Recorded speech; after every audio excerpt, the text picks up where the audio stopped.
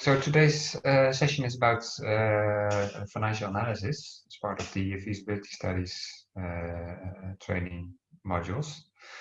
And today I'd like to discuss the preparation of these analysis and want to have a look at some of the methodology in the modeling and the analysis. Let me check. I have to switch back here.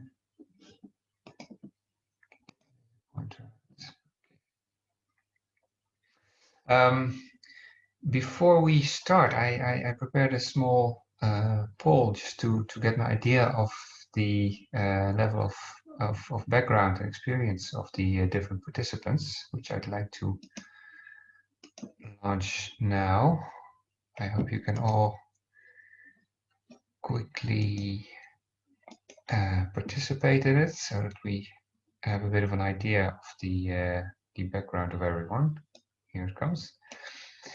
The main question is about financial analysis and the extent to which you've done financial analysis before, usually in your work, I assume, whether you have carried out financial analysis quite often, let's say more than maybe a couple of times, whether you've carried them out once or twice, and whether you may never have carried out any financial analysis. So I would really like to know from you, what is your background and experience in this? It would perhaps help me a bit in understanding.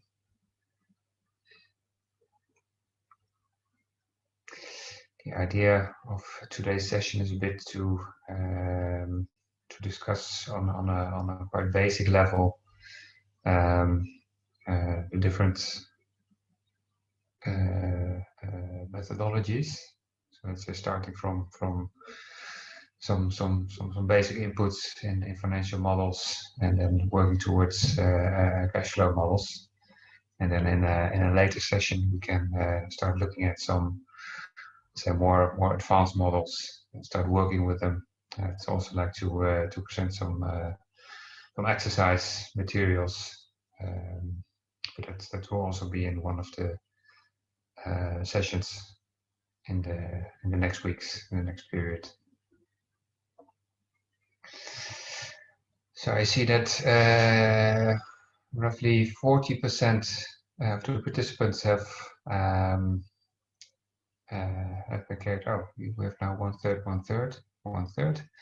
Roughly one third of the participants have carried out financial analysis more often. We have one third that have not been carrying out financial analysis, and we have one third that have been working on financial analysis once or twice before. So that's a nice mix.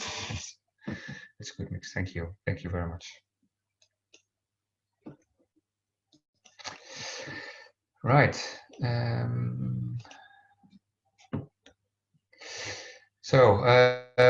After a brief introduction, I'd like to start off with some small modeling, some first modeling exercises. Look at a simple cash flow model, build it up. Look at some first steps of data preparation. Let's say organizing the different information that is needed for the financial analysis, and then we continue with the modeling, with the model build up. So financial feasibility studies.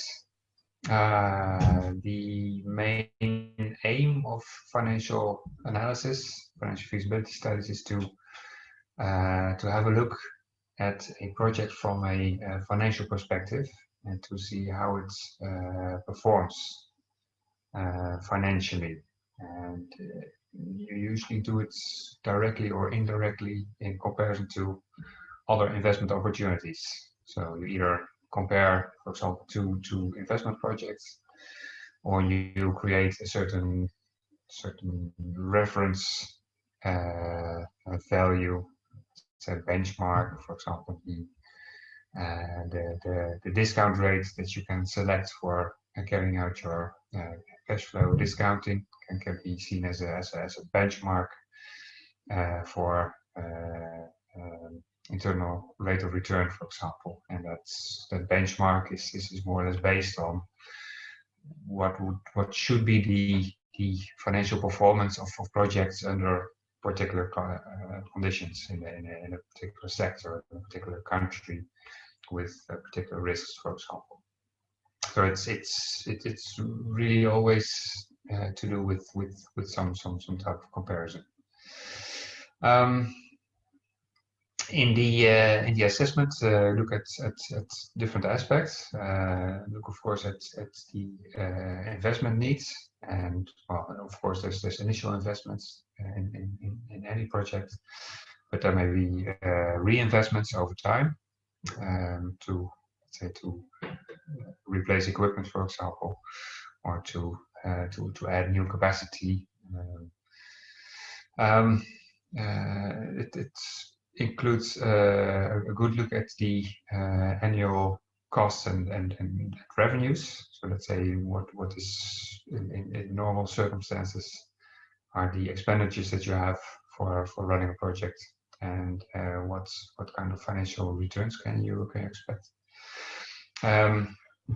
These three together can be used to calculate cash flows over the project lifetime. So for every year, you have a look at what are the outgoing cash flows, what are the incoming cash flows, and what is the difference between the two. From there, you can start looking at projected income, and let's say the creation of the balance in the project, assets and liabilities. You can have a look at project financing. So in what way can projects project investment costs be covered by let's say investment capital, equity, loan capital, and subsidies, and what does this do to the overall financial outlook of the project? Of course, calculating certain financial parameters, financial indicators, I should say. Payback period is one of the similar one. Internal rate of return, net present value, return on investment are quite common indicators that can say something about the financial performance of a project. And specific for energy projects is also to look at the so-called levelized cost of energy, which is a way of looking at the cost per unit of energy produced over the entire project period. So what they say, levelizing all of the costs, and let's say bringing them back to the first year, the present. What is of course very important in financial assessment is to use models, because the calculations are quite complex, and it's important that at any time you can make some changes in the variables and parameters, not only, let's say, during the execution of the feasibility study itself, when, let's say, new information may alter the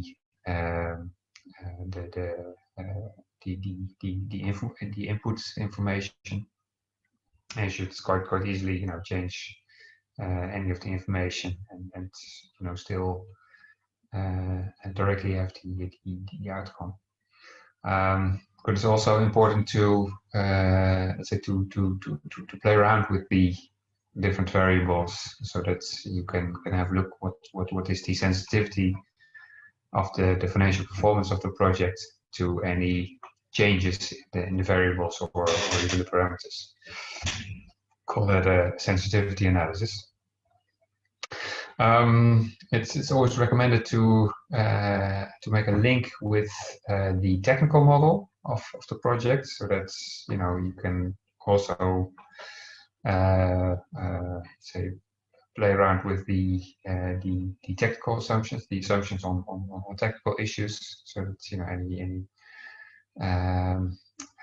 sensitivity analysis can also cover uncertainties in the technical domain. And if at all possible, I would usually recommend looking for an existing financial model, so that you don't have to build up a new model for every new project that you create. And it's especially for, let's say, Excel spreadsheets based models.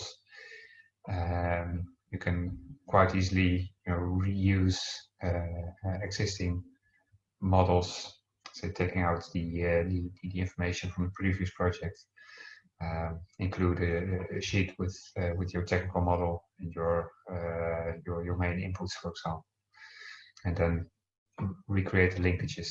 And if you're a bit more experienced with this, and you already have your technical model and your main parameters ready, then making this linkage and carrying out the financial analysis, or let's say the basic financial analysis, is something that can be a matter of a few hours maybe. So it can be quite easy in that way. I think in the previous session about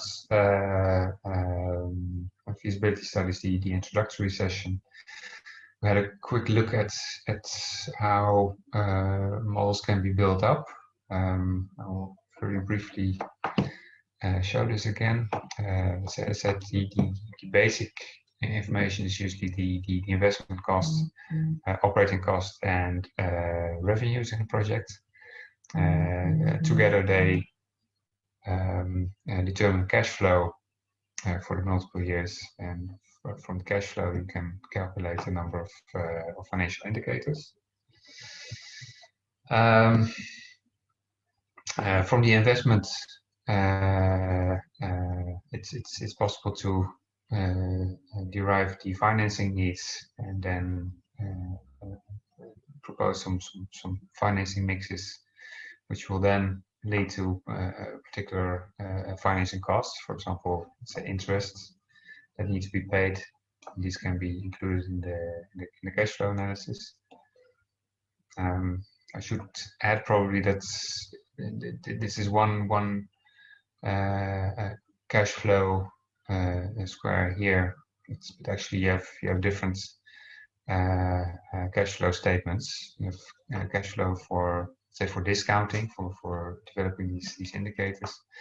You also have cash flow for determining the return on investment, which is quite similar, but then not so much looking at the investment and the costs and revenues, but rather the amount of capital invested by a certain investor and the financial returns from the project to that investor. But you also have cash flow for financial planning. So let's say making sure that in each of the years, the overall cash flows, whether that is incoming cash from financing or from operations, from your revenues, but they're always sufficient to cover the outgoing cash flows for investment and covering operating costs. But more about that later. Net working capital is common in projects, making sure that let's say short-term cash flows, for example, if you deliver service to a client and you have to wait for that client to pay for certain periods, then that means that you have to have some reserves in order to be able to await the payment of that. On the other hand, if you have to pay to others for certain services rendered, for example, or for spare parts, then you can also assume a certain period. You don't have to pay immediately usually. So that can be included as well. And then there's always a need for some spare cash, and that's all included in the net working capital, and that also needs to be financed at some point. Then a profit loss account, which is needed for determining the taxes that need to be paid, and also for having a look at the, let's say, the annual retained profits.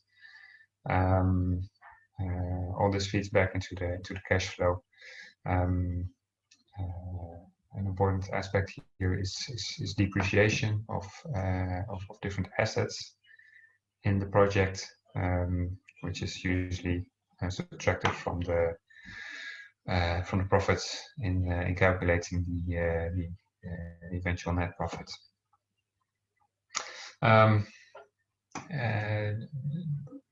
Important aspect is the annual production costs. Of course, let's say the basis is the operating cost, but also here items like financing cost and depreciation are added to these costs to arrive at the total production costs. And in the end, it's possible to make projections of the balance of the project and how the balance evolves over time from the start towards the end. And from the balance, it's possible to determine some specific financial indicators which indicate the let's say the health structure of the project, how it's built up.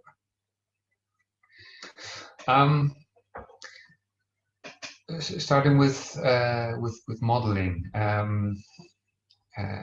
think probably the easiest indicator and the first indicator that you might calculate is the payback period, the simple payback period.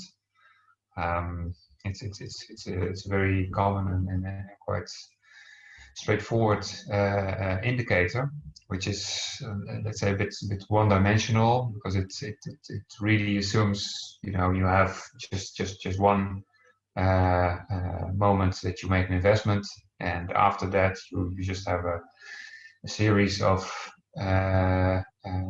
cash flows, let's say determined from operating costs and revenues for each year, as a certain constant cash flow, and from that you can calculate how many years it takes to repay the initial investment. Now the formula is equally straightforward. It's just the initial investment cost. Let's say in this example, it would be $1,000. You divide that by let's say the net earnings of each year, and that would be, let's say, the revenues, the gross revenue minus the operating cost. So in that case, it would be 300. So the simple payback period in this case would be 1,000 divided by 300 is 3.3 years. Well, because it's really a one-dimensional indicator, it's usually it's a bit of a back of the envelope type of calculation, which is usually not included as such in financial analysis. What can be done at some point is to calculate let's say the actual payback period, and then you have to look at what are the actual net cash flows in each of the first years of a project, so that you can really calculate when the initial investment is repaid. I'll come to that at a later point. Now, because we're not just looking at 1 year and let's say a one-dimensional project, what we usually do is we set up a cash flow model. So we look at the operating costs and the revenues and the initial investment of a project, and we look at a certain period of time. In this case, let's say in year 0, what we say, we make an investment, we start the project, and then in this case, in the 10 years after that, we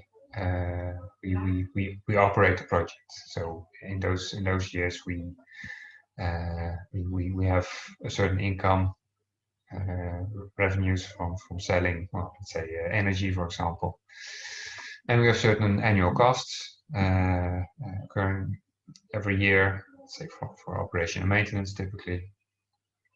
And then you have your net cash flows. So, well, in year 0, that's minus 1,000, because that's when you make the investment.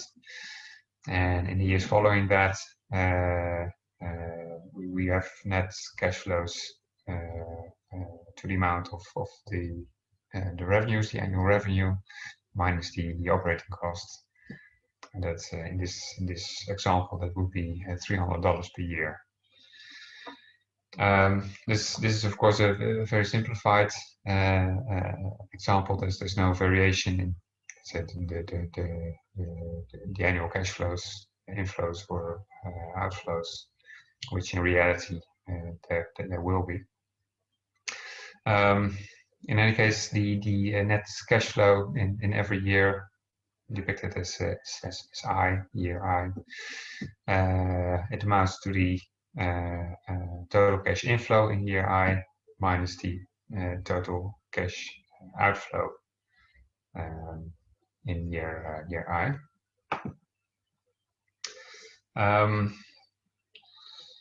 And that is let's say the first step. A second step is to apply discounting.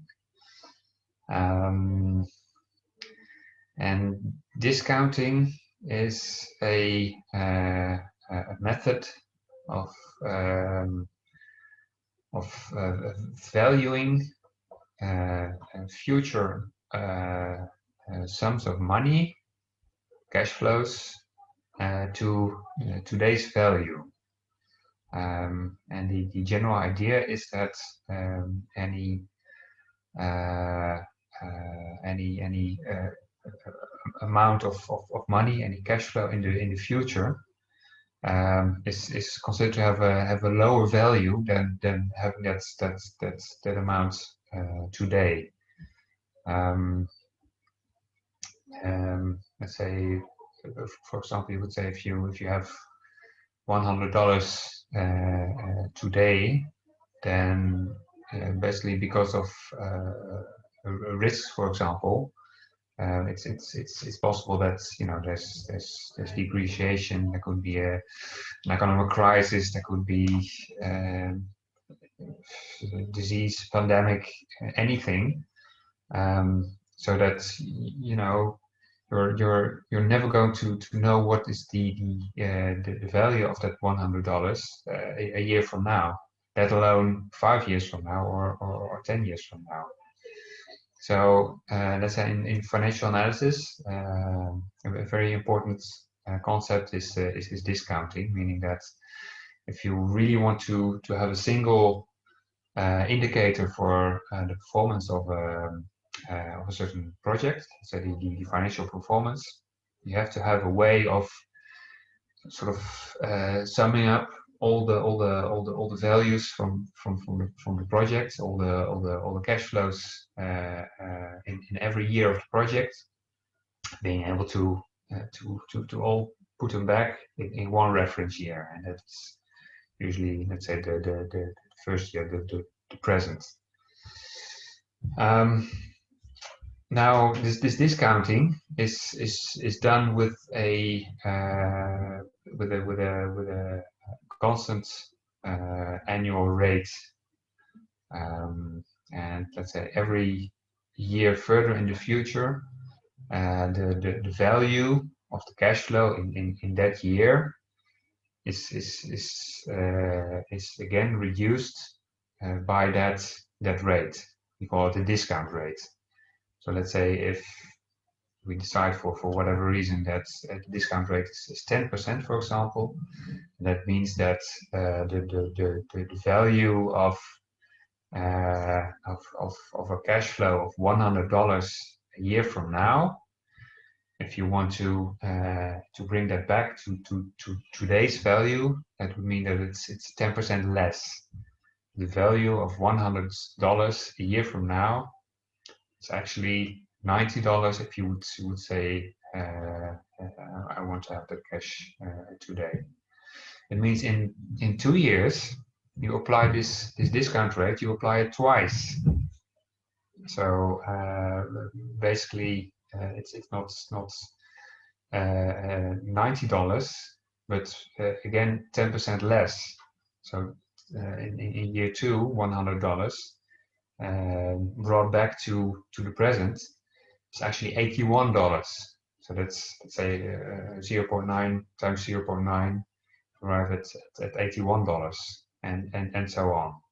But it means that looking far into the future, let's say to year 10, for example, the value of cash flows in the future can be really a lot lower. Let's say when you bring it back to today's value, than cash flows, let's say in the first few years, because they're also discounted, but not as extremely as cash flows in the distant future.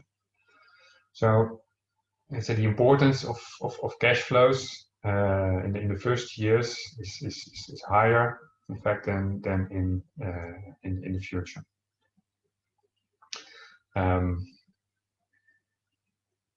I prepared a little poll again. I really hope that you can all participate, because it's interesting to see how you feel about the potential value of, let's say, a certain sum, $100 a year from now, in comparison to $100 today.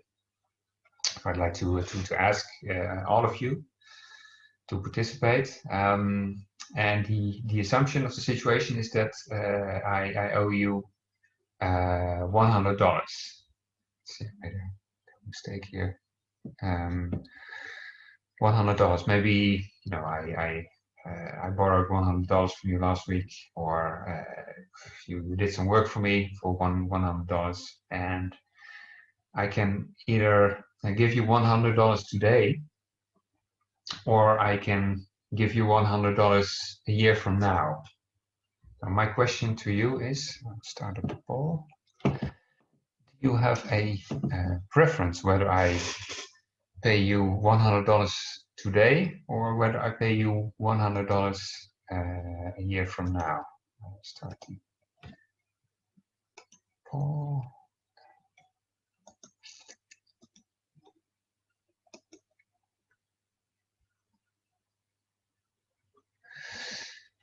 Okay, so could you please all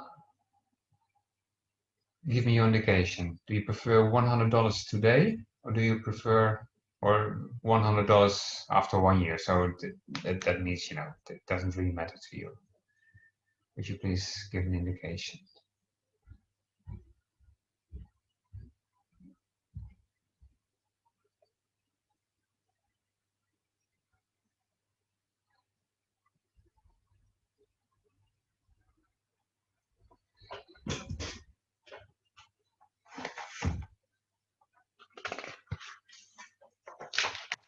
Okay. Polls are going in. Please do give your your opinion. It's not, there's no right or wrong. It's just to get a feeling of how you how you perceive the different values. It can be, it's a personal choice. It's not about right or wrong.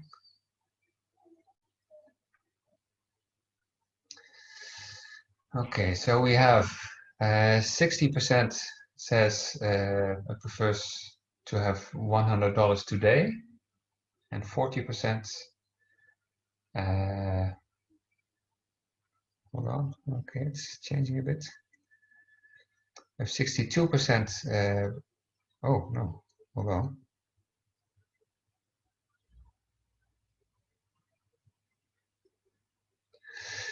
Okay, so we have 63%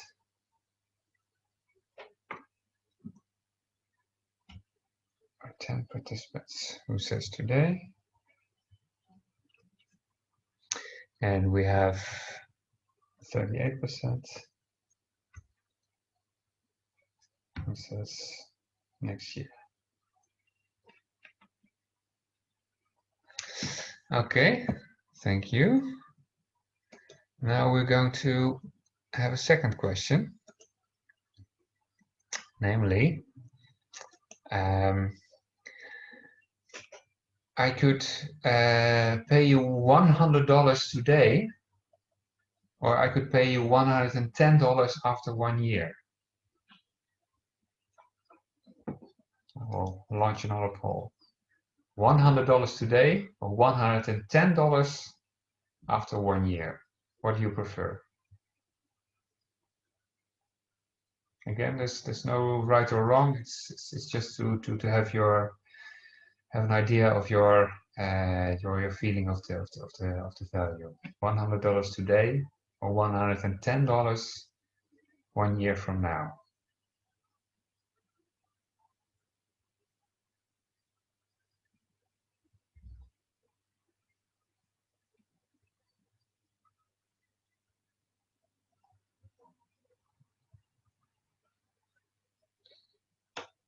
Okay, we're about 50-50. We may have some additional votes coming in.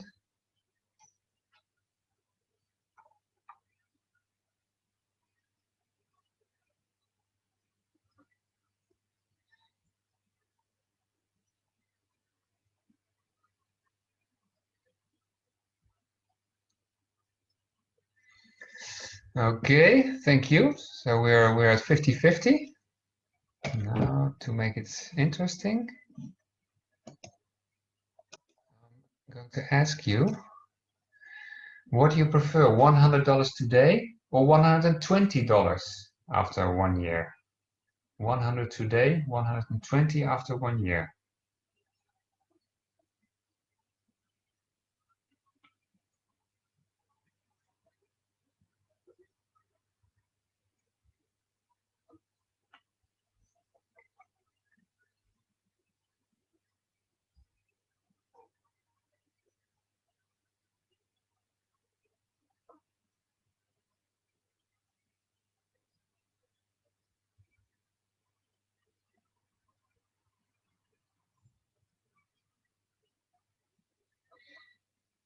Okay.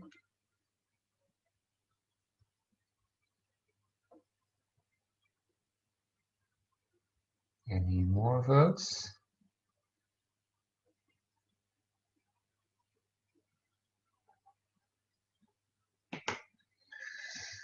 Okay, so we have just over 40% who says $100 today, and nearly 60% after 1 year. Okay, let's have just a few more. Okay, $100 today or $130 after 1 year. I think there's some people who don't really trust me, who say, well, you know, he can say that he's going to give me $130 after a year, but I don't trust that guy. He's really going to keep his money, so I'll just go for the $100 today. And that's important. That's an important aspect. I'll explain later.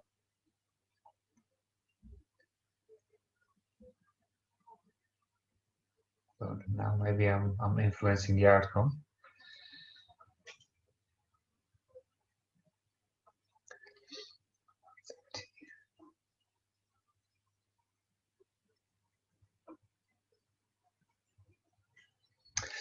Okay, so we now have about 30% who prefers the payment today, and we have 70%. Let's do one more. Let's see if we can get the people to say, well, at some point I prefer to go with a higher payment in the future.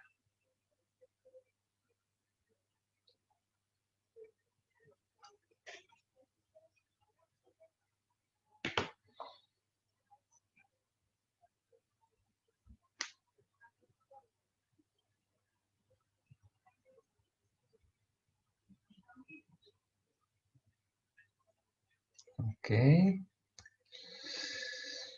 Now this is starting to look like something.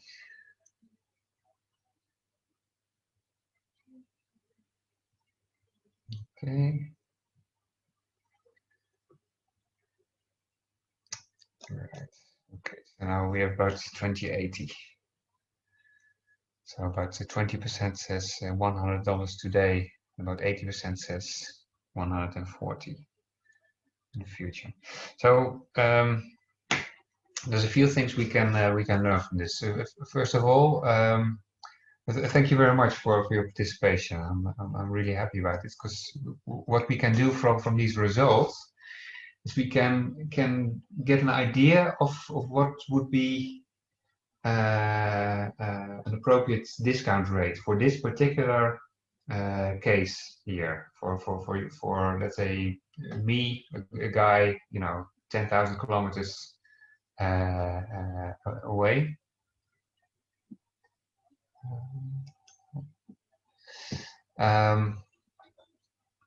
Owing you some money, and then your perception of the risk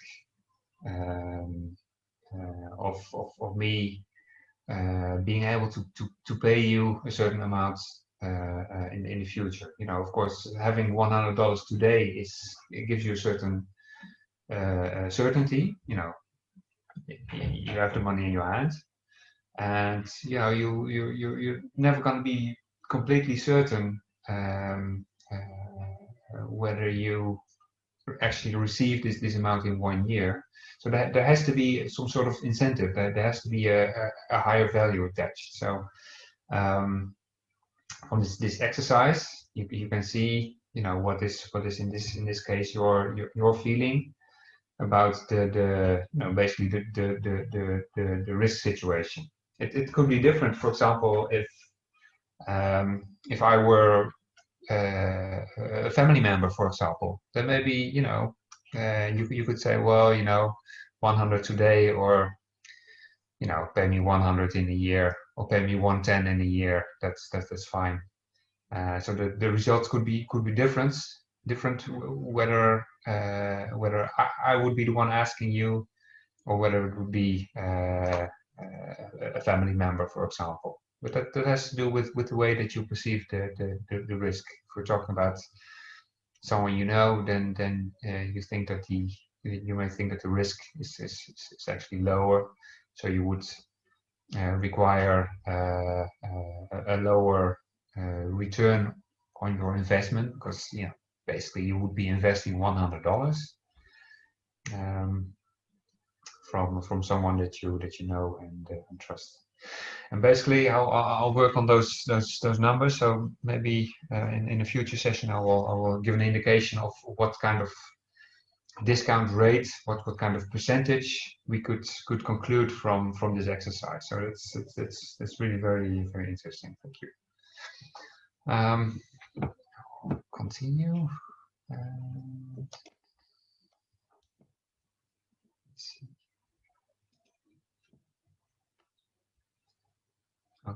at those. Now this discounting. We carry on with the example that we had. Let's say we have a discount rate of 15%.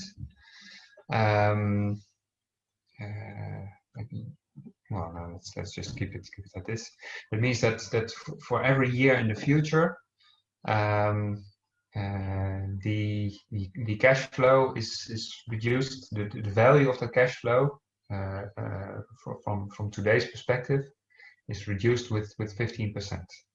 That means that, well, there's always a question whether year zero is considered, you know, the present, or whether year zero is a full year, where you say, well, you know, at this moment, you will have to make the investment, but only after year zero, you will have actually, you know, realized the project. So, you know, you put your money on the table, but first your project has to be implemented, has to be constructed. And that means that even over the first year, you may want to apply the discount rate, which is, you know, also something that in standard formulas, for example, in Excel, they start discounting from let's say the first value in a row of cash flows.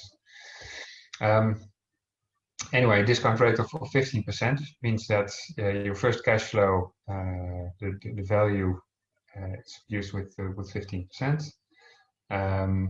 Then your second one is reduced by 15% twice. Second one is 15% 3 times, and so on and so on. Now, because these are the values of the cash flow for each of these years, they're all all these values are have the present as a reference, because they all have the same reference. You can actually sum them up. You can calculate what is the total value of all these cash flows over the whole project period from the perspective of the present, and that is what we call the net present value of a project, the NPV, the net present value. So let's say because of, you know, risk uncertainty, for example, we say that, well, for the first years it's better possible to predict what will be the financial outcome of a project. But the further you go into the future, the more uncertainty, the more risk, and that is represented by, let's say, lower discounted cash flows in with the perspective of today. So it means that in this net present value, your investment in year zero is actually reduced to a larger extent than the ones following. So let's say the investment, the initial investment has a high weight in the net present value, and then the values of the cash flows in the future have a lower weight because of this discounting. The standard formulas for this are, you know, the discounted cash flow in year I is the net cash flow in that year divided by let's say 1 plus discount rate, and then depending on the year, you have to apply that discount rate a number of times. So you actually multiply this factor 1 plus the discount rate, you multiply it a number of times, let's say to the power of the year that you look at, and then the I net present. suppose. Yes, please. Is there a question?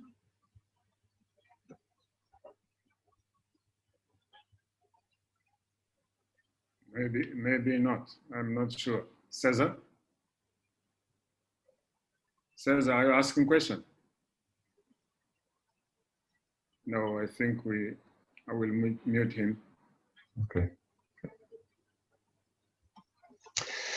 Right. So this is a standard formula. It's quite easy to apply it manually, but you also have a standard formula for this in Excel, which you can use.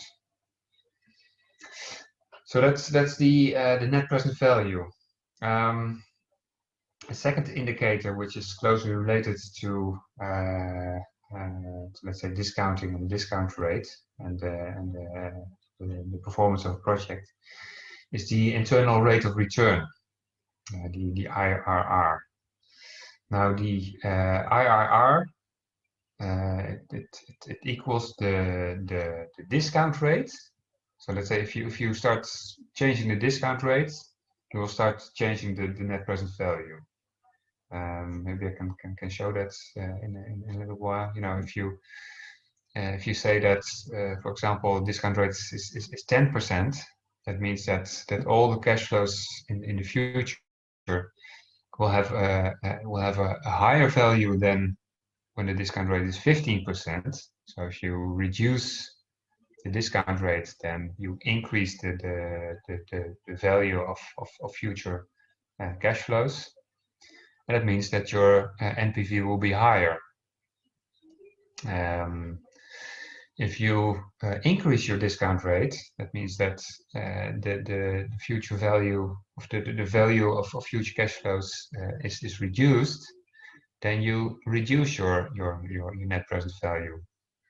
Now, at some point, you can find a discount rate at which the net present value of your investment is exactly 0. That means that let's say all the negative cash flows and all the positive cash flows together are, you know, they equal 0, the sum of this. Now at this particular discount rate, you could say that your investment, your initial investment, $1,000. You know, if you invest it, then it will still have the same value. You know, it doesn't grow your investment, could say. It doesn't say that your investment is lost, but it doesn't create value by investing this $1,000 in this particular project. This value of the discount rate at which the net present value is 0 is what we call the internal rate of return. That means that at this particular rate, well, this rate is an indicator of, let's say, the percentual returns, the average percentual returns on your investment, let's say $1,000 in this case, for each year in the project. It's also a bit of a benchmark. So let's say if your discount rate is indeed 15%, but your IRR is 27%, that means that your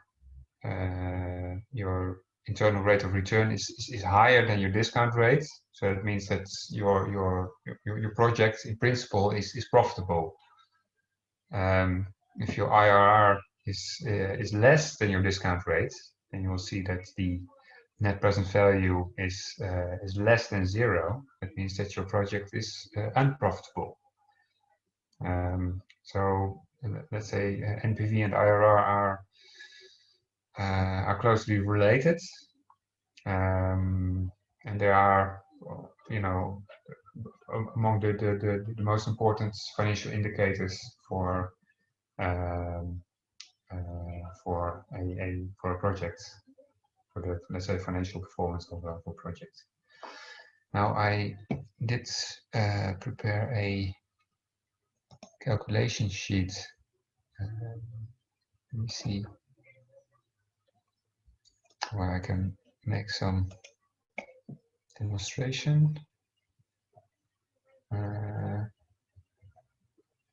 you see the Excel sheet right now?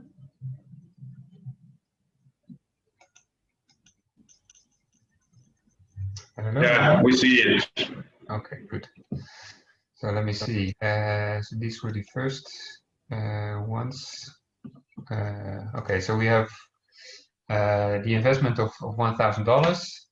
Annual operating costs are still $100 per year. The annual revenues are still $400 per year, and our discount rate is 15%. Let's say in this case, we find this NPV of $440.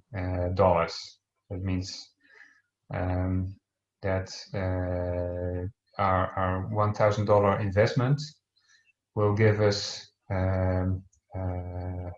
a return of $440. It's not like you invest $1,000. It's not like you invest. Hello? Anyone? Okay. Oh, it was Jessica joining us. Okay. Good morning, Jessica.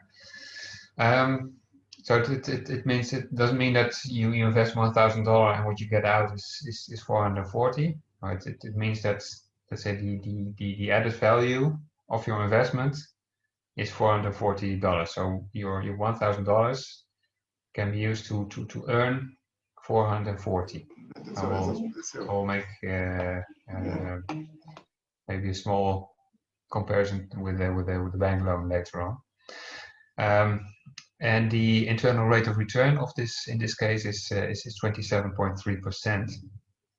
Now, to show you what I meant, if the discount is 15%, you get your $440 net present value. We change this to 10%. You see that the net present value of your project has increased to $767.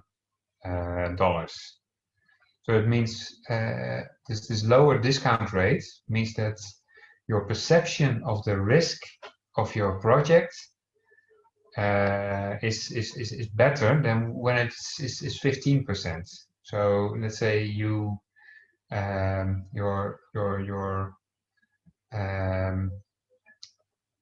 can I explain this? You think that the cash flows in the future are actually, they will be discounted, so their present value will reduce, but to a lesser extent than when you have a higher discount rate.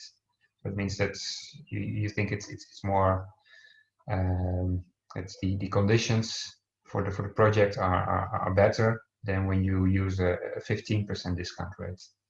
For example, making investments in a very secure sector in the Netherlands, for example, you could apply a discount rate of maybe 6 or 7%. But for projects in a new sector in Africa, and then depending on whether it's for example stable country in Africa or let's say less stable, you could have discount rates of, let's say, more than 20%, 25%, 30%, and because it reflects, for the investor, it reflects the risk level of the project. So if we put this at 20%, for example, you'll see that the net present value is lower than the 440 that we had before.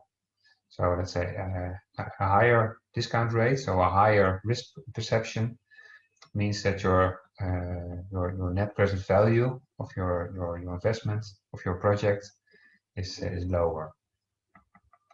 As I indicated, if we set the discount rate at a certain value, let's say 27.3%, then you see your net present value for this discount rate is 0. Like I said, that is the definition of your IRR. Now, if we increase the discount rate further, say 30%, then you see that you have a negative net present value.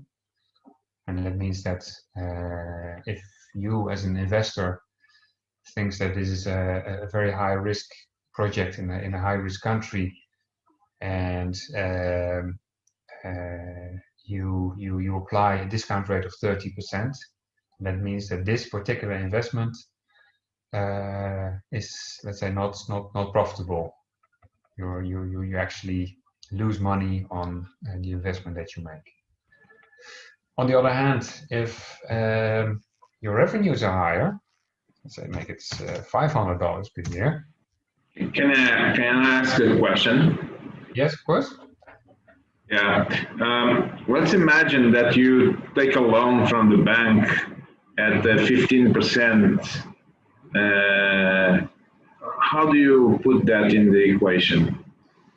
Well, we come to that later, because it's in principle you could say that as long as the interest rate is below the internal rate of return of the project, and I should say significantly below the internal rate of return, it's possible to service this loan. So it is then attractive to use a bank loan in a project, because the project is profitable enough to repay this loan. And by taking in let's say loan financing, you reduce the amount of money that you have to invest yourself. So it means that now looking at the returns on your investment, let's say apart from the bank loan, can go up. This is what they call leveraging.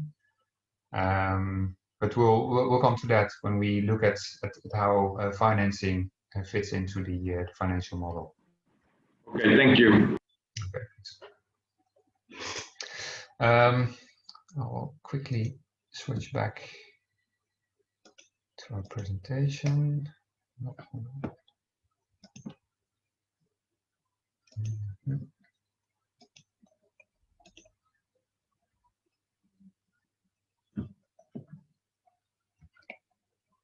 Switching is always a bit inconvenient.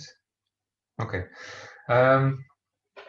So as a further example, I'd like to show you how this would apply to let's say a sum of money that you put in the bank. And I will quickly so I have to get back to the previous share to show this.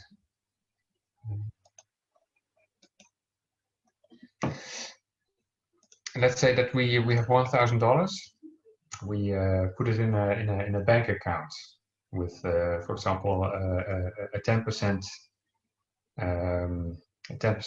interest rate. So we get on $1,000, we get a 10% interest. We don't have any cost ourselves because we put it in the bank and the bank gives you this 10%. What is important here is to realize that in this financial analysis,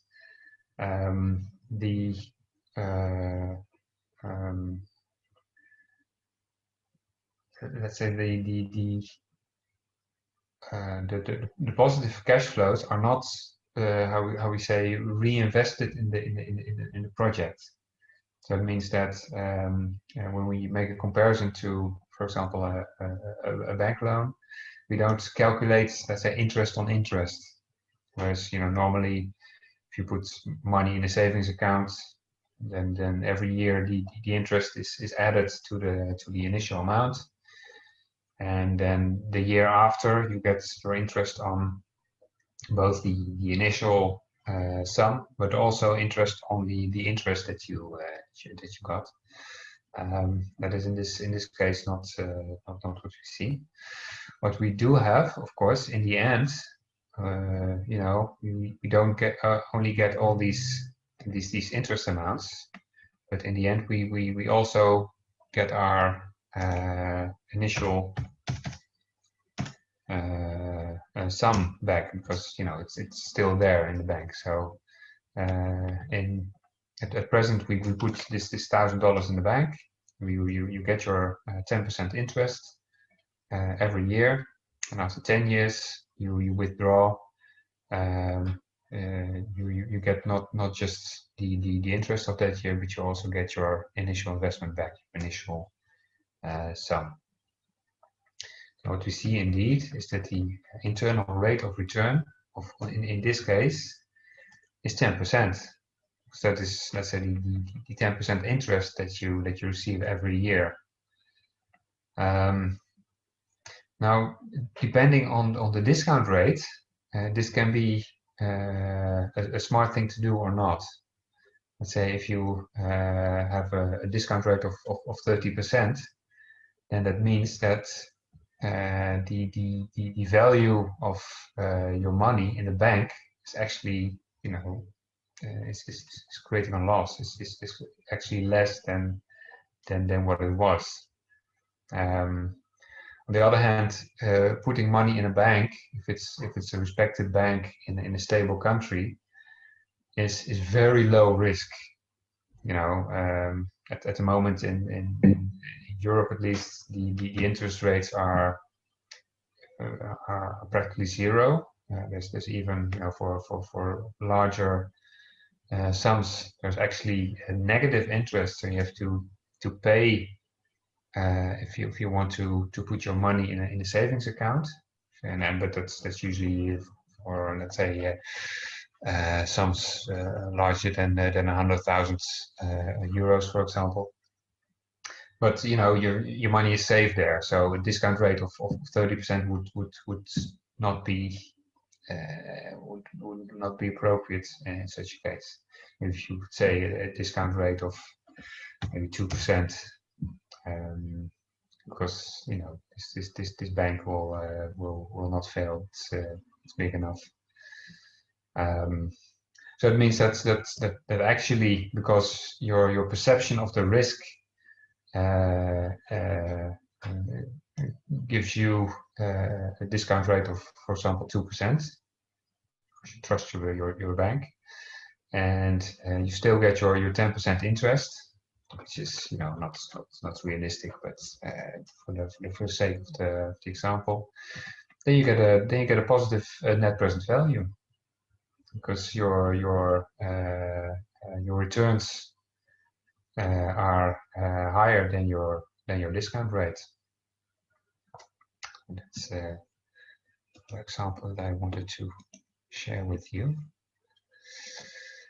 I think I have a small exercise coming up again. Let me just see, already there. Yeah, we have another poll. I don't know if there's any questions so far, whether things are clear, or that's also what the next exercise is about, to see if you grasped the let's say how the different cash flows and the NPV and the IRR and the discount rate, how it all functions together. And we can just start this poll.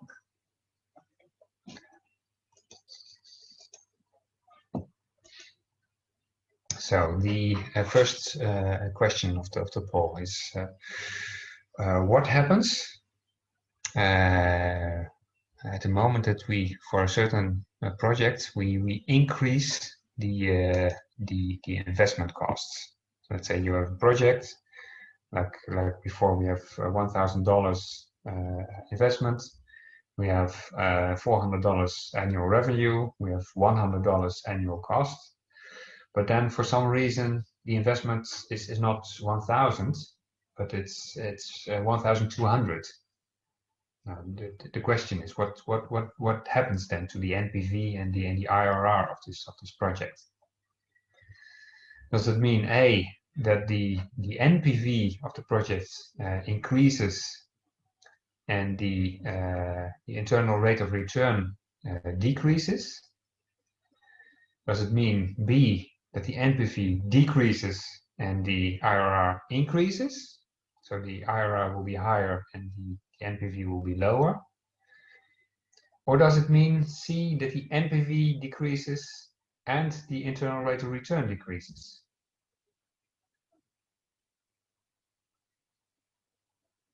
A, B, or C. Only one of them is correct, and we'll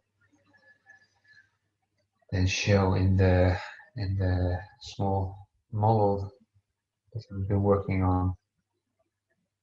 We can show what is the correct answer. Again, it's all anonymous, so feel free to show and to see where we're standing.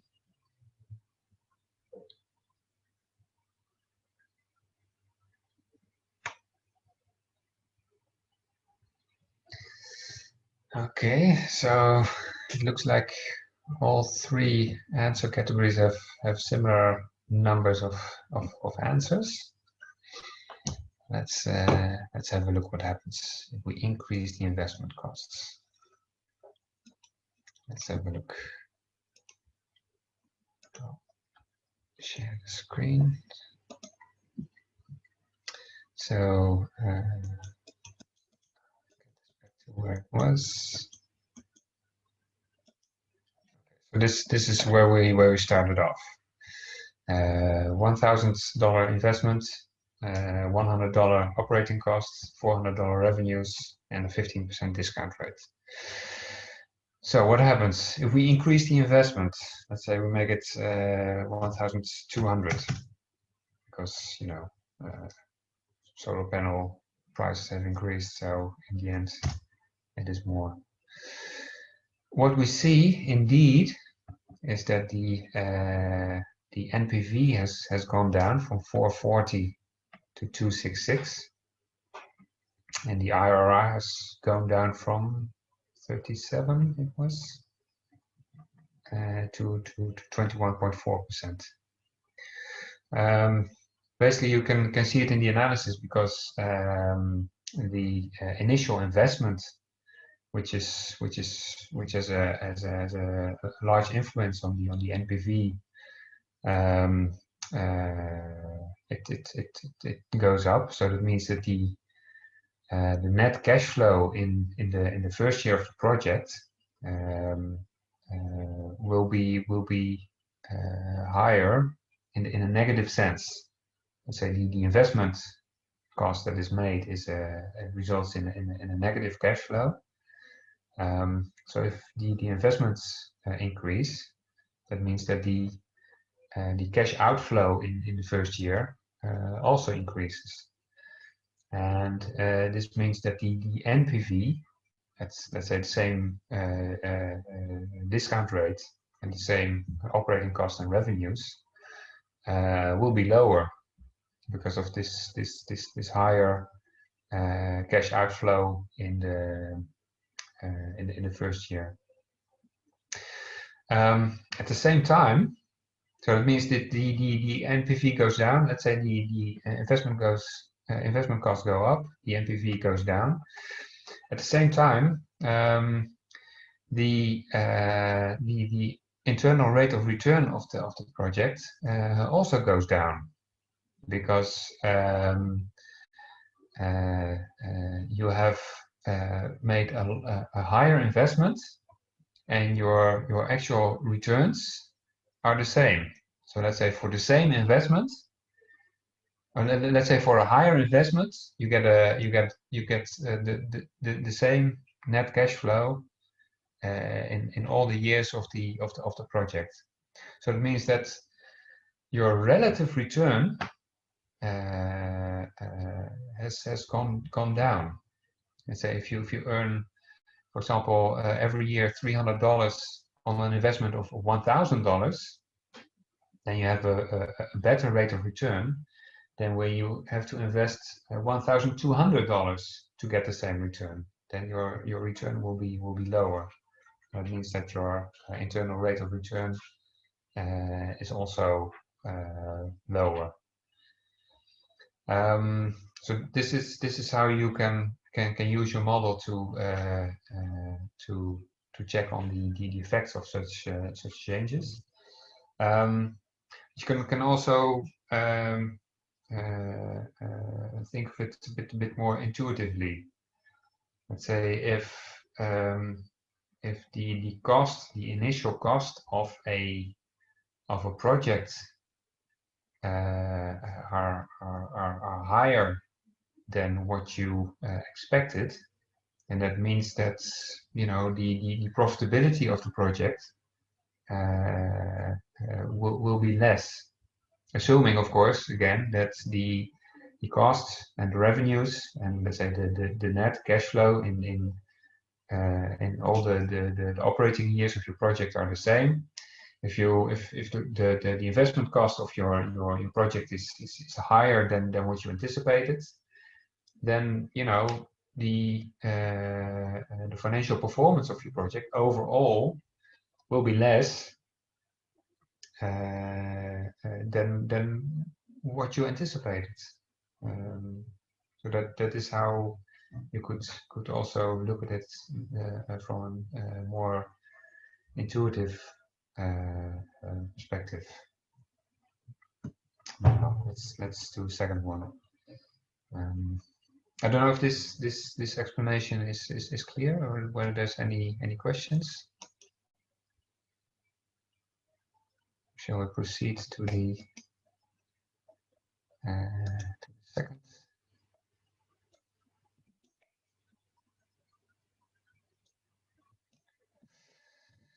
Okay, so the second poll. Let's see. Second question. What happens if the annual revenues increase? If you have the same project with the same investment cost and the same annual operating cost, but your annual earnings are higher than you expected. For example, because you have more clients, or maybe the prices for your product will be higher. What happens to the NPV, the net present value, and the internal rate of your project?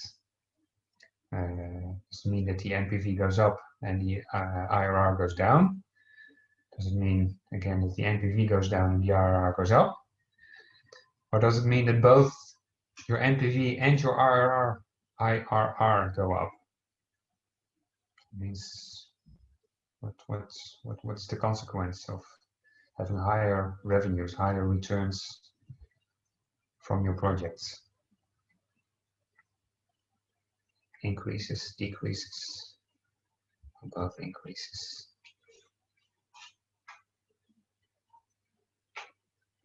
Okay.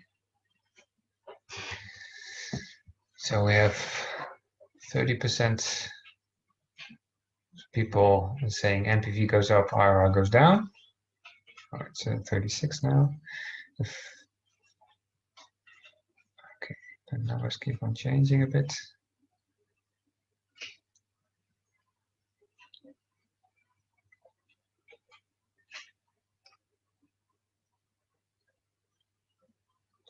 Okay, well, maybe this is it. So we have about 40% saying the NPV goes up and the IRR goes down. we have 25% NPV goes down, IRR goes up. And we have 33%, 1/3, who says that the NPV goes up and the IRR goes up. Now let's have another look at our little model.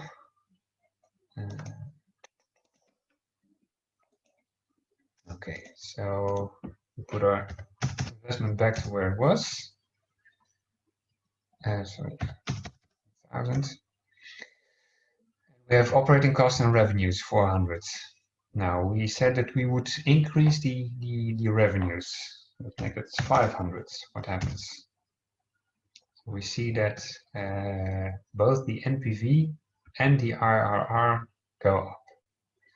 Now, an explanation of this: higher revenues, higher annual revenues, means that you have higher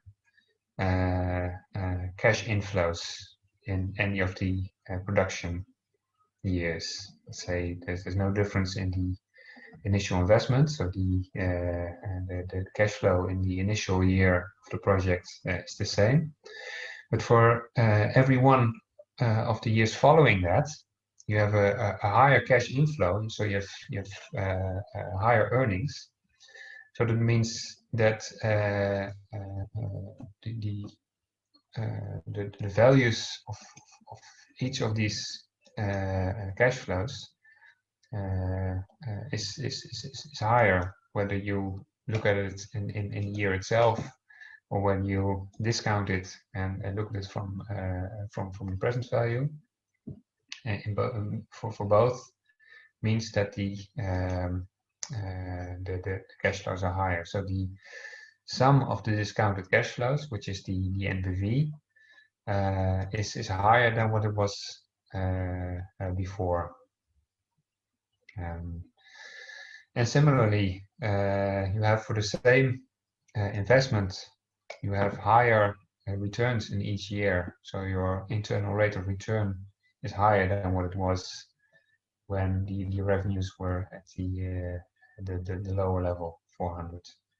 And again here, the intuitive explanation is that you make an investment, you expect a certain return, and you're lucky, so your annual return is higher than what you expected. So it means your project is more profitable, and you see that in the NPV and IRR, that both are higher than what you anticipated in the first place. All right. Well, I have a last one for now. That is a question: what happens to the project IRR and NPV when we decrease the discount rates? So instead of this 15% that we're looking at, we said that's at 10%, for example. I think I actually already gave it away, but it's good to have a look at yourself. What happens when we decrease the discount rate? Does that result in NPV, higher NPV and lower internal rate of return? Does it result in a higher NPV and a higher internal rate of return? Or does it result in a higher NPV but a similar rate of return? So does it affect the IRR at all? This is one thing that you can ask yourself. The discount rate changes.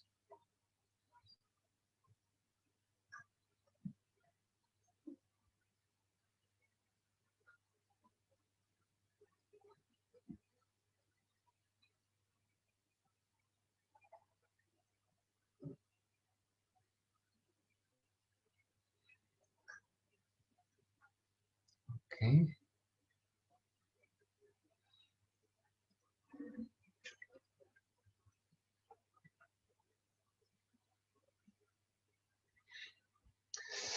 All right, so I think we have, okay, we have a final answer. Okay, so let's have a look. We have 1/3 of the participants indicating that NPV goes up and the internal rate goes down. We have half who say that the NPV goes up and the internal rate of return goes up. And we have 17% who say that the NPV goes up and the internal rate of return stays the same. Now let's have a look. We still have over here. So we put this back at the 400 that we've been working at. So the discount rate, it was 15%. What happens if we put it at 10%? A lower discount rate results in a higher net present value. Now, why is that? It's because the value of all the cash flows throughout the project at present value are higher than before. So we still reduce the value of future cash flows because there's still risk involved, but to a lesser extent than when we apply the 15% discount rate. So at 15% we reduce the value of all these future cash flows to a larger degree than when we have a 10% discount rate. So that means that the sum of it all, of all these cash flows, because they're decreased to a lesser extent, so their present value is higher than it was with the discount rate of 15%. So it also means that the sum of all these cash flows is higher. So indeed, the NPV goes up when the discount rate is lower. However, the discount rate does not affect the internal rate of return. And why is that? Let's say the cash flows themselves are still the same regardless of the discount rate. It means that your investment is still the same, and your annual returns on this investment are still the same. So that means that the rate of return on these investments is still the same. Looking at the definition of the internal rate of return being the discount rate at which the NPV is 0, that means that the IRR does not change with the value of the discount rate, but it is an indication of what should be the choice of your discount rate in order to set your NPV at 0. So it doesn't actually mean that by changing the discount rate that this IRR changes. No, the IRR only says, well, change your discount rate to that value, and then you arrive at an NPV of 0. We can set it at 0%, and still you have the same internal rate of return. You can set it at 100%, and still the internal rate of return is the same. So the internal rate of return is not a function of the discount rate. It's not depending on the risk assumption. What is, of course, dependent is how you look at the internal rate of return of the project. So let's say if you have a lower discount rate, then that means that your IRR is relatively better than your discount rate. So it means that your project is more profitable than when you have it at 15 or 20%. But that is reflected in the level of your NPV. So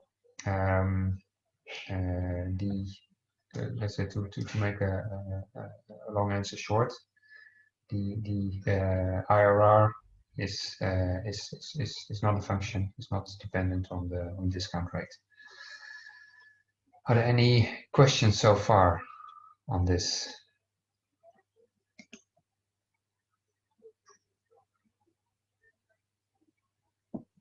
Just take it to me. Is it possible you put on discount rate 30%? Yes, definitely. Just a moment.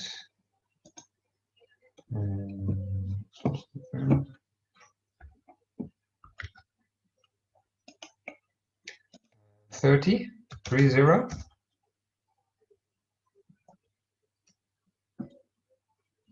Yes. Okay. Mm-hmm. I can see. And may you please put 27.3? Yes. Okay. Now I understand. Okay. Because there is a relationship with the NPV. In this case, it makes the NPV 0 when we have the discount rate equal of the internal rate of return.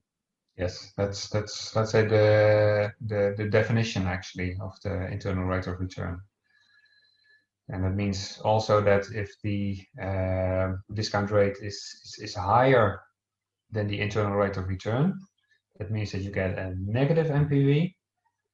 And if you have a discount rate which is lower than the internal rate of return, you get a positive net present value of your project.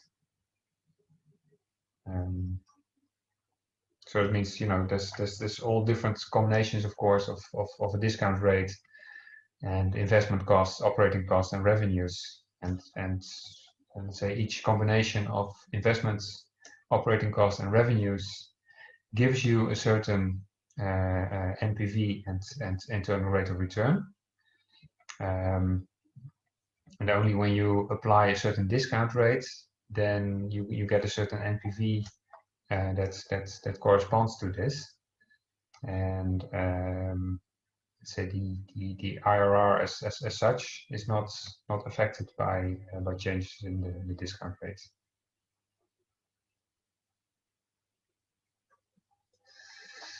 All right. I don't know. Should we take a short break, or should we continue? I think we better continue because 11 o'clock is very close. Yeah. That's Okay. 15 minutes too. So Okay. we better continue on the stop at 11. And in any case, I will share this Excel file so you can play around with it a little bit to maybe to get a feeling of how it works, how you can change the different inputs and to see how that results in different NPV and internal rate of return IRR values. Maybe what we could do, but I could come with the 2 questions to the participants, just a way for them to brief a little bit. Okay, yeah. If you don't mind, I will take it in Portuguese, but no, it's of course, related to the questions you have sent to them. Okay, yeah. Meus colegas, há 2 perguntas ou 2 e-mails que receberam e gostaríamos que hoje, aliás, que fossem respondidas dentro dos prazos que foram solicitados. O trabalho de casa sobre a castanha de caju, acho que todos receberam e acho que estão todos a trabalhar nisso. A segunda pergunta está relacionada com as perguntas, as questões, os assuntos que cada um dos colegas pretenda discutir com todos os instrutores. Existe um documento que também foi enviado para os colegas seguirem e tentarem colocar 1 até 3 questões, o máximo, e com sugestões, mas sobretudo questões que queiram que sejam discutidas, que é para depois serem avaliadas se são questões de discussão individual ou se são questões de discussão em grupo, ou seja, de toda a turma, para depois em fevereiro organizar-se uma sessão em que se dá respostas a todas as questões que os colegas colocaram. Era só para reforçar, não sei se alguém tem algum comentário sobre isso que estou a tentar reforçar aqui.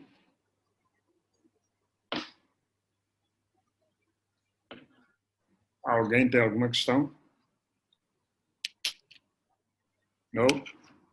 But it seems that everything is clear. The participants will come with responses in due time. Okay, great. Thank you. Thank you very much. Discussion about bioenergy as well as the kind of questionnaire that they have to fill in, asking questions for their own interest. Okay, okay. Yeah, we really think that's it could be very interesting to get, you know, a bit more closer to, let's say, your needs as participants, whether that is, you know, really addressing some of the training matter, the information that we've been discussing over the last sessions since the beginning, really. And also to see if there's any way how your own projects, how your own project experience, how that can, you know, help to benefit the whole group, and how it can serve as interesting material to discuss and to clarify some of the things that's been discussing.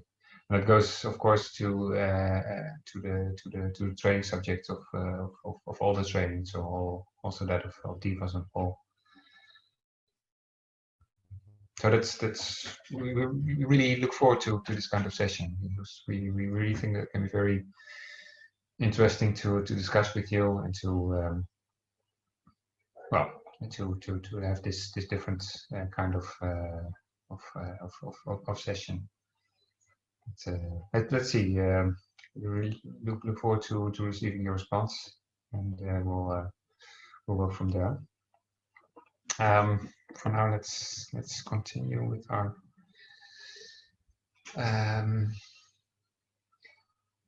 I still have quite a long way to go, so I'll speed things up, and I'll probably continue with some of the sheets, the leftover sheets, in the one of the next sessions on the financial analysis. Very briefly, as indicated before, the technical model of your project is something to more or less start off as far as it concerns the preparation of your assessment, because there's plenty of variables and parameters that stem from the technical domain. For example, your investment, of course, it depends on the scale of your project. Your revenues depend on the amount of electricity that you produce, and that is something that can change over time. Your operation and maintenance needs may depend on the conditions, the local conditions, on the technology that you use. You could have let's say operating costs for biomass, for example, if it needs to be bought or transported, then you will have cost attached to that. So all these variables, which you know, in one way or another come from the technical domain, will have their influence on the financial performance of the project. So that's why it's important to have your technical model more or less ready as part of the data preparation stage.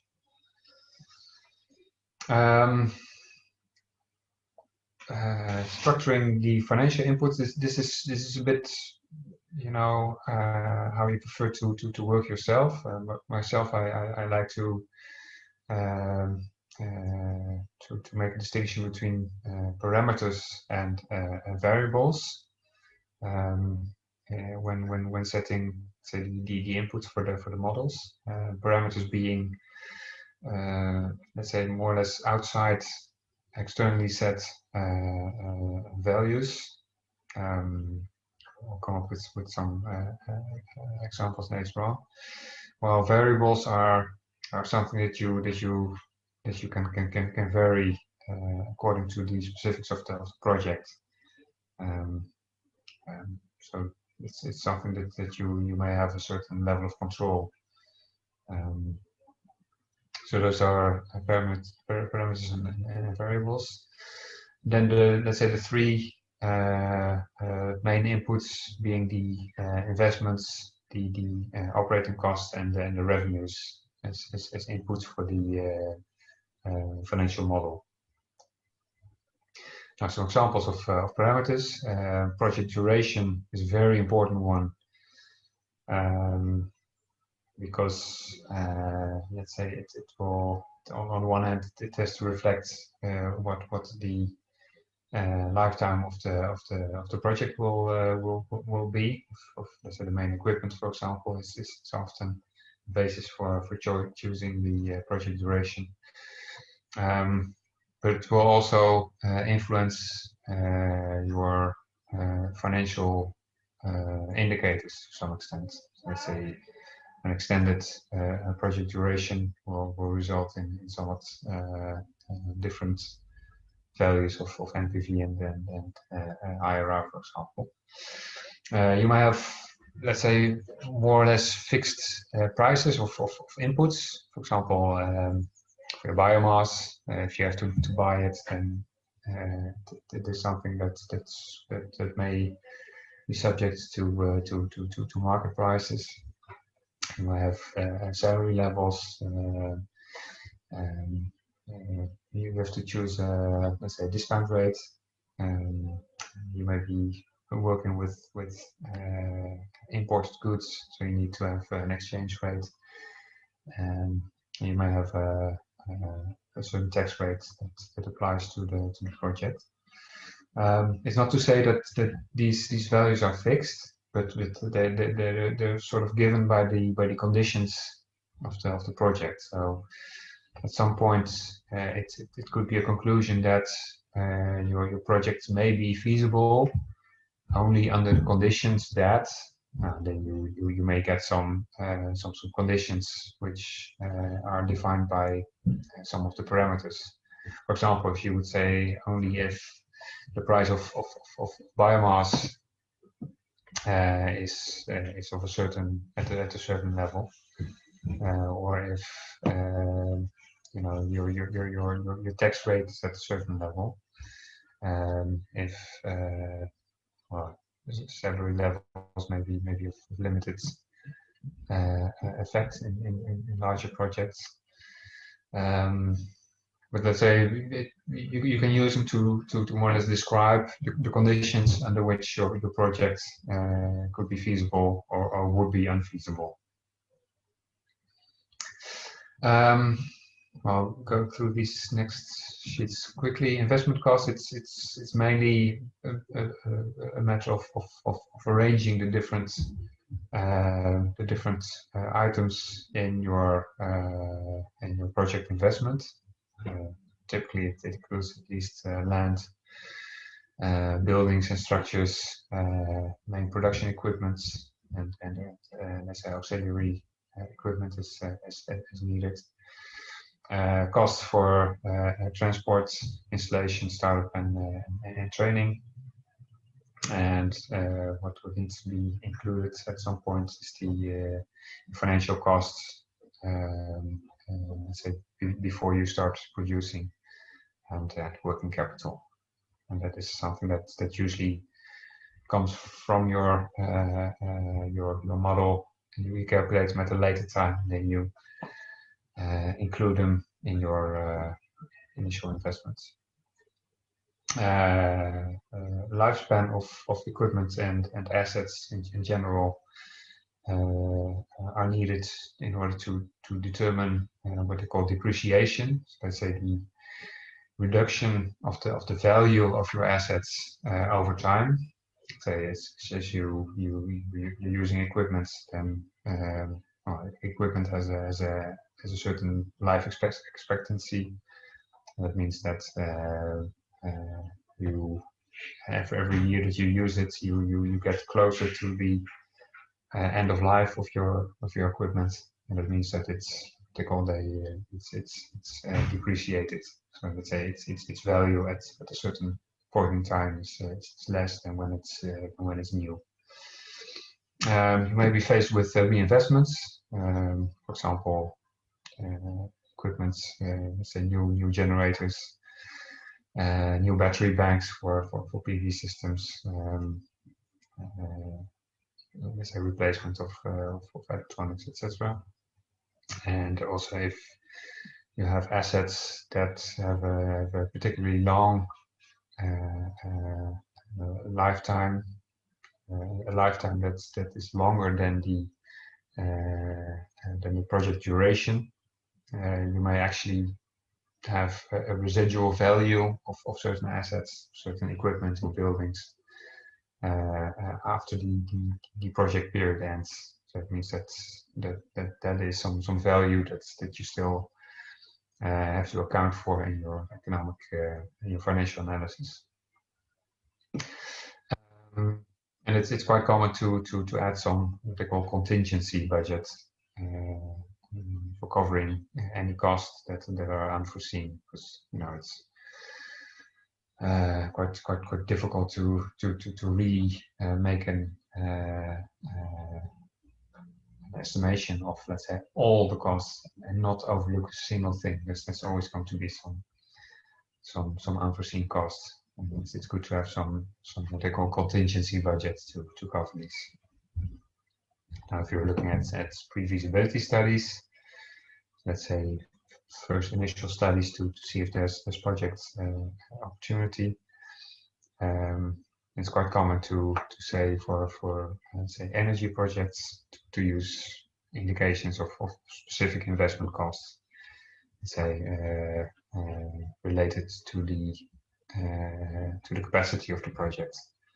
And that is technology dependent, that is scale dependent. So it does require certain knowledge of the type of project, the type of systems that will be applied. But then you can make a rough estimation of what the investment cost will be. It's quite common to also use tables to structure investment costs. This is an example that I also included in the model that I will be sharing. Basically, you can just include it, the different items, make some estimation of this. Like I said, any financial costs that are incurred as, let's say, during the investment period are usually added to the investment costs, because they also need financing. And in this example, there's just the initial investment cost, but like I indicated, you could have reinvestment costs in any of the project years. So whether that is like I said, for equipment, at any point needs to be replaced. That might also have let's say transport and installation costs attached to it.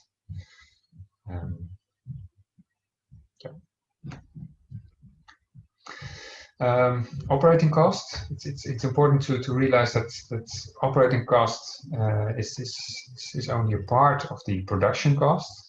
Because, let's say, production costs also include, let's say, financial costs and depreciation of equipment. And it's also important to know that operating costs are not the same as the levelized cost of energy. They're different entities. when looking at operating costs, you could have different categories, and you could have these categories indicated as fixed and variable costs. Variable costs being dependent on the level of output of your project, and fixed costs being independent of the output. Say costs that you may have, operating costs that you may have in any case. So when you produce nothing at all, you produce at 100%. These fixed costs will be the same. Some examples of operating costs, let's say consumables, which for bioenergy projects, for example, would be biomass. But it could also be, let's say, lubrication oil for generators. It could be materials needed for gas cleaning, gasification projects, etc. Maintenance costs, very important in any project. Spare parts, and let's say external services of manufacturers, for example, who can supply, who can carry out specific maintenance tasks. Staff, very important, salaries and social costs, and let's say overhead and administration. That can be a range of costs. Let's say for accountancy, it can be for insurance, it can be for let's say the manager of the project. There's a whole range of costs here. Here, this is an example of of a table that can be used for operating costs. Again, here it's all fixed over time, but there may be differences. For example, if you have a slow startup of your bioenergy projects, then your output related, so your variable cost may be lower in the first years, and that will affect, on the one hand, the overall operating cost in these years, but it will of course also affect the level of revenues. Similarly, if you have less operating hours, then you may have less maintenance costs. Say administration costs may be the same. Say being fixed costs over time. Revenues, income from operations. So that means that actually for the sales of the product, not any streams, financial flows that come from let's say taking loans or receiving equity or subsidies for financing of investments. Now, in the case of energy projects, it could, for example, be electricity sales. It's the most obvious one. There could be connection fees involved, for example, in mini grid projects. It could be the sales of byproducts, for example, in the case of bioenergy projects, where you may be creating some byproducts from your production that might have a value, for example, as a fertilizer, and that could give some source of income. Important to realize that revenue can also be avoided costs. So, for example, if you have if you're looking at an energy project at an industry, for example, that could either be consuming electricity from the grid or producing its own electricity from a diesel generator. If you start up a project that will reduce their electricity consumption from the grid, or reduce their diesel consumption for electricity production, then their revenues could be, to some extent or completely,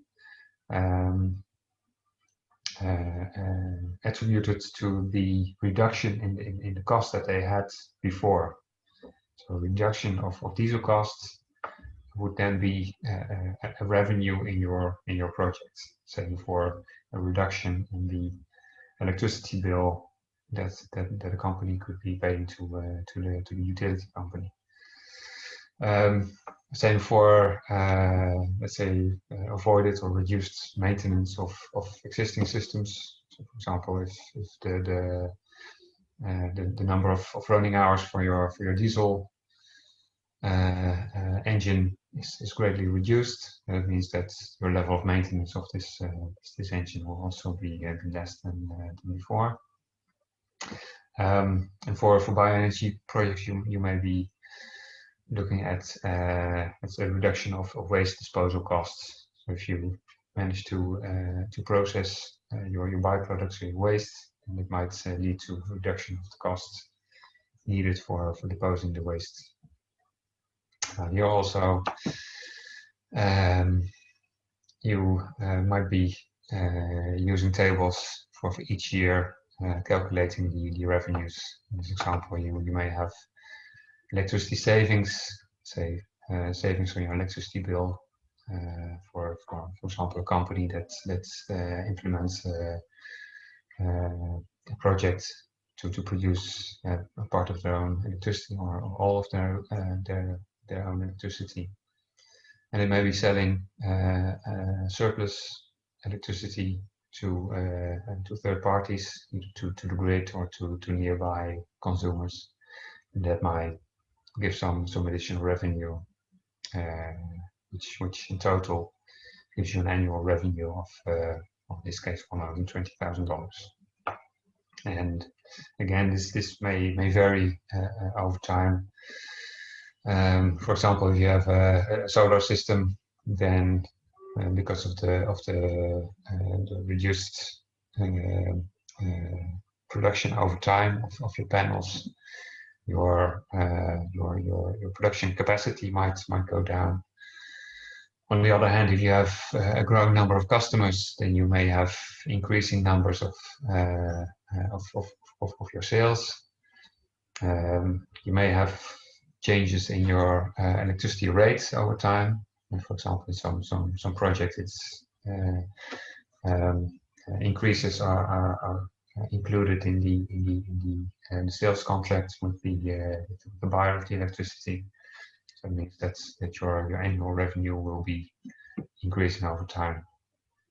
So it's quite uncommon to have an actually fixed stream of revenue. So with the exception maybe for assessments analysis at the onset, you may not be looking at that much detail yet.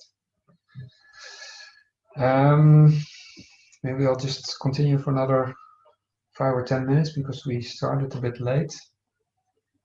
So we've had a look at this figure. So this is maybe where we can look at now. This is more or less what we had before, a certain cash flow table showing the cash inflow from the revenue table. Let's say that's the 120 that we have been looking at before. We had the $350,000 investment costs, and we had the $40,000 operating costs per year.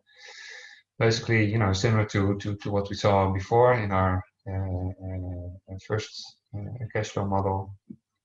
We have the net cash flow for each of the years. And we have the discounted cash flow, which is discounted at 15% discount rate.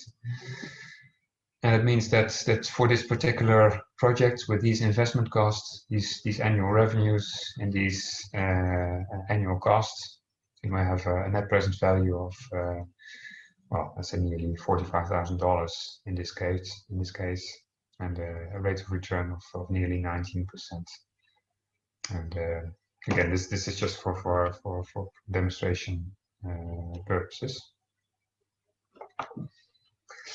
Now, if we extend our model, and we could start by adding, for example, a way of financing. It doesn't really have to be that order, but let's say for the sake of this this session, we look at the financing mix first. Financing being the financial means required for covering the initial investments. That means fixed assets like equipment and buildings. It also means inventory, like a certain stock of spare materials, of spare parts, of fuels, lubricants, etc. And financial means to cover, say, any interest costs that are incurred in the pre-production period of the project. And there might be a need for additional financing for covering reinvestment costs. So if there's any new equipment to be purchased in a later stage in the project. Now, three main sources of financing: what we call equity, which is funding by investors, who will then be owner of the project. It's often, let's say a company, for example, investing in an energy project in their company, in their factory, for example. They will be, full owner of the project. And if they decide, for example, to try and get a bank loan for covering part of the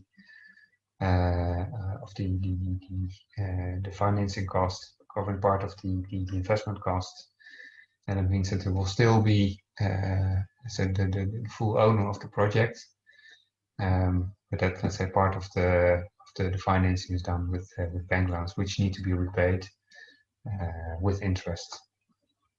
Now, thirdly, what is often seen is that some level of subsidies are used for project financing, and that's most commonly it's what they call grant funding. It means that it's being paid in order to, for example, to stimulate this project, make it possible to implement. And what they call the grant maker, so the institution or the organization providing the grant, the subsidy, will not be owner of the project. Well, what we can see, we can put these different ways of financing in a table. For example, if you would have an investor putting $100,000 of equity, so from his own funds, he puts in $100,000 in the project. He may be able to get a subsidy of $100,000 from a donor organization or, say, government grant or anything, and he can get a loan from a bank to cover part of the cost. Let's say $160,000 to be repaid in 4 years. He has to pay a certain amount of interest, and then, let's say, for covering short cash needs, let's say before the project has really started, that there might be short needs of covering any deficits in the project, and it's quite common to use short-term financing. It could be just bank overdrafts, meaning that your bank allows you to to go in the red, as they say, and then of course you pay a handsome interest for this, which you can quite easily repay this by putting back let's say money in the account, so that you're above zero again. In comparison to, let's say, longer-term loans, which actually have a loan contract, and these are all fixed repayments and fixed interest, so it's not always possible to repay loans at a higher pace, for example. In total, you may have, for example, a disbursement of $370,000. We saw that we have $350,000 of investment, but you see here that you may already need to pay interest at this stage. So before you start earning money with your project, you already have some financial costs, and that means that you have to have a bit more financing to cover also these costs in order to full coverage of your financing needs. As I indicated, you then have a look at the type of cash flow which is used for financial planning. So to make sure that you always have sufficient money available to, let's say, to cover all of the costs that you may have. And that includes, let's say, in the first year, let's say in the investment phase, that includes the investment costs and, let's say, any financing costs that you may have. In this case, we had $370,000 of financing from 3 different sources, and we have a total cash, let's say, total expenditures of 368. So it means that we have sufficient funds to cover all the costs. Now, in the following years, we have earnings from our operations, and we sell our energy, or we have the energy savings from our projects, which amount to $120,000 per year. On the other hand, we also have $40,000 of operating costs. We have interest costs to pay, and we have loan repayments to make. So that, let's say, we had the $40,000 for the long-term loan, we had $10,000 for the short-term loan. So in total, in the first year, we have to repay $50,000. So total outflow is $12,000. This is $108,000, and it means that the inflow from operations, from the savings and the sales is. Sorry. Yes. I'm still seeing the Excel sheet on my screen, and oh, I'm sorry. Yeah. Okay. I'm so sorry. Yeah. Let's see. I've been talking all this time and not showing. I thought it was my problem, but and then I saw that they were looking at the different screen. Okay, I'm so sorry. Now you see the presentation, right? Yeah, now it's fine. Sorry. Okay. Yeah. Okay, good. So yeah, well, I shared the sheet, so maybe you can have a look at the different sheets that come with it. Okay, financial planning.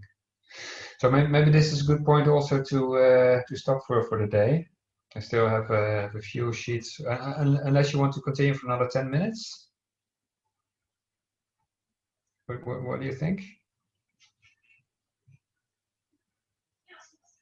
If I can make a suggestion, maybe recap the things that you have mentioned on the Excel sheet just quickly, so people. Okay. Sure. So we let me see. Yeah, we looked at the different the different costs. We have this table of investment costs, basically initial investment costs, but it can be in certain cases also include reinvestments later on. We have operating costs, so let's say all the costs that are made every year in order to produce your products, say energy in our case, from different categories of costs. Your revenues, let's say electricity savings, for example, for a project that produces energy that would otherwise have been consumed from the grid, and from some sales of excess electricity to the grid. So your total revenues could be let's say $120,000 in this project case. We then have our, let's say, our simplified cash flow model to calculate our net present value and internal rate of return. I'm sure you'll recognize this table from where we started this session this morning. Then we had a look at the financing mix. So let's say $100,000 from the investment of the project owner, the so-called equity, $100,000 of subsidy, and we have let's say a long-term loan to be repaid in 4 years with interest, and we have short-term loans which can be repaid at let's say the quickest pace possible, convenient, with certain interest. That means that we have disbursements, repayments, and interest,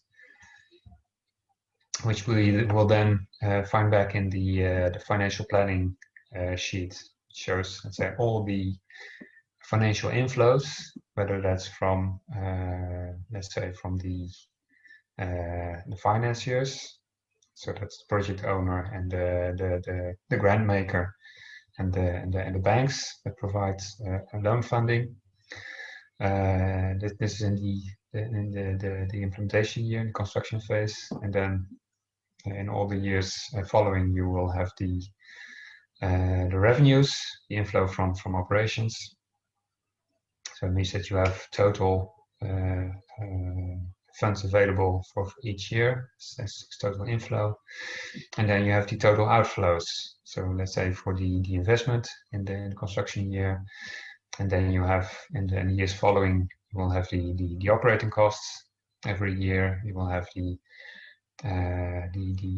interest costs in the first years until you repaid all of the loans, and you have the loan repayments to your banks.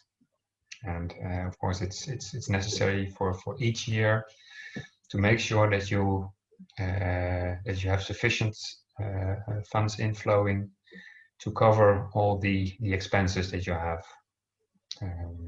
So it's, you know, if you don't, at some point you don't have any money in your project, and it could mean, for example, that the project owner has to invest more,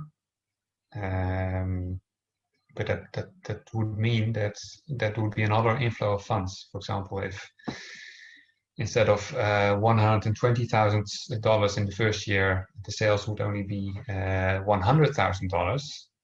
That means that you get a deficit here at the bottom, and that means that the project owner will have to put in more of his own funds, either that or go to the bank to get additional loans. That's another possibility.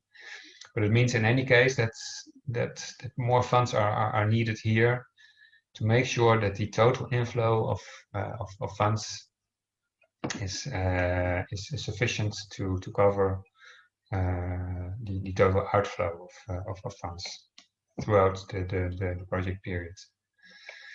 And of course, it means that if, for example, after 5 years you need to make a considerable investment for buying a new generator or for let's say changing your battery bank. That means that you may have to put in more funds in the project. It can also be financed from, let's say, from retained profits. Let's say if all these profits are kept in the company, so that any reinvestments that need to be made at some point can be covered from the resources, from the saved up resources of the project. And that means that, you know, the project itself can cover the reinvestment, and no let's say new equity or loans are needed to reinvest in these new assets. Net working capital, I'll leave that for a later stage. Can have a quick look at profit loss. It's basically, I'll use this table to go through it. Basically for every one of the production years, you have a look at your total income, your total revenue, and then you calculate, let's say, what are the different stages, what are the different components of your earnings, your profits. First, if you reduce your total income with the operating costs, you get your so-called earnings before interest, taxes, depreciation, and amortization. The EBITDA, that's a common term in financial analysis. So in this case, that's 80,000. If you then look at what they call depreciation, and depreciation being, I'll need to show that. Set here. Yeah, depreciation is the let's say the annual reduction of the value of what they call the tangible assets. And that means the tangible assets are more or less, let's say, the fixed assets. So if you have a machine, a generator that will last for, let's say, 5 years, then every year the depreciation of that machine is 1/5 of the let's say of the new value. So if this generator costs $100,000, for example, and has an expected lifespan of 5 years, then the annual depreciation of that generator is 1/5 of $100,000, let's say $20,000. And let's say on all the tangible assets in the project, so that also means buildings. That may also means, let's say, rolling equipment like cars, or let's say heavy equipment. That can be, you know, solar panels. That can be your grid. They all have a certain life expectancy, and they're all depreciated over time. And that means that all of them together result in a certain depreciation of these goods. And this depreciation is subtracted from the earnings before interest, tax, depreciation, and amortization. And then you get to the earnings before interest and tax. Then you subtract the interest costs, which are higher in the first years, and once you've repaid all of the loans, then you may not have any further interest to pay, and you get to your earnings before tax, also known as the gross profit. Then you calculate a certain amount of tax on this, depending on the tax rate, subtract it from your earnings before tax, and then you get your let's say your net income, or let's say your net profit after tax, net income after tax. And you do that basically for all of the years in your projects. I think this is the last bit. That's return on investments, and that's quite similar to the internal rate of return.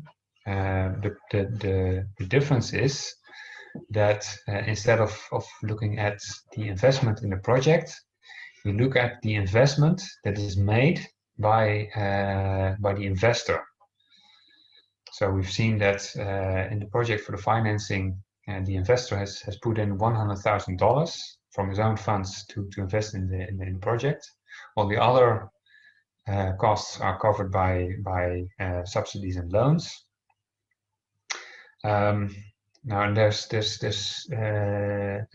two sources of return on this this investment. That's on the one hand, you could say there's dividends that are paid, so the money that is taken out of the project and paid out to the project owner. That's what we call dividends. And dividends can, in principle, only be paid if there's, substantial amounts of money available in the company, in the project, to be paid out, and also to have some reserves, to cover any future costs, any future reinvestments, for example. And at some point, there's so much cash that some of the cash will be repaid to the investor, to the project owner. On the other hand, there is also the cash surplus generated in a certain year, which is actually,